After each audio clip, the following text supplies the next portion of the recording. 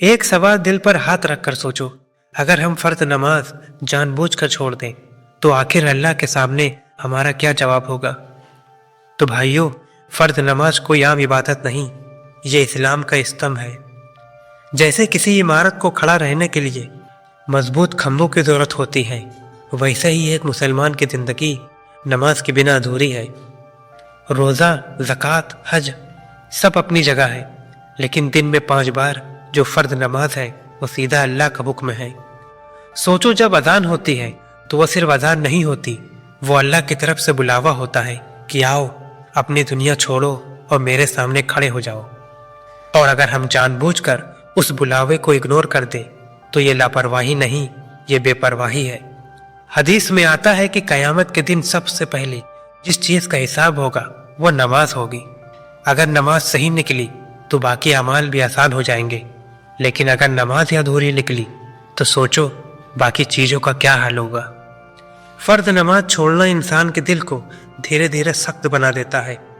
शुरू में लगता है कि चलो आज नहीं पढ़ी कल पढ़ लेंगे, फिर ये आदत बन जाती है, फिर दिल से नमाज की अहमियत निकल जाती है, और जब दिल से अल्लाह की याद कम हो जाती है तो गुनाह आसान लगने लगते हैं।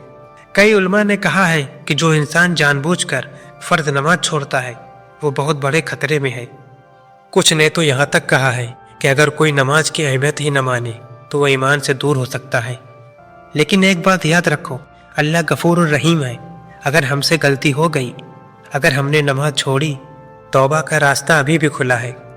बस सच्चे दिल से पछतावा हो और हाथ से पक्का इरादा हो कि अब एक भी फर्ज नमाज जानबूझकर नहीं छोड़ेंगे, क्योंकि नमाज सिर्फ सजदा नहीं है, ये अल्लाह से डायरेक्ट कनेक्शन है।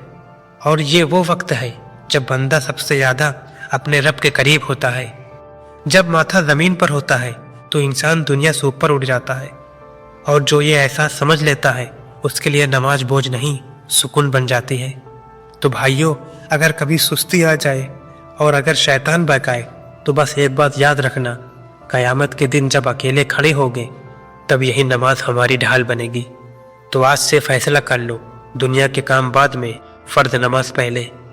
अगर आज की ये बात आप लोगों को अच्छी लगी हो तो इस वीडियो को लाइक कीजिए ताकि ये बात ज़्यादा लोगों तक पहुंच सके। और अगर आप ऐसे ही इस्लामिक वाक़ियात हर रोज़ सुनना चाहते हैं तो अभी इस चैनल को सब्सक्राइब कर लीजिए, क्योंकि यहाँ आपको कहानी नहीं हकीकत सुनाई जाती है। सब्सक्राइब करिए और इस सफ़र में हमारे साथ रहिए। तो मिलते हैं किसी दूसरी वीडियो में, तब तक याद रखिए रियल वॉइस।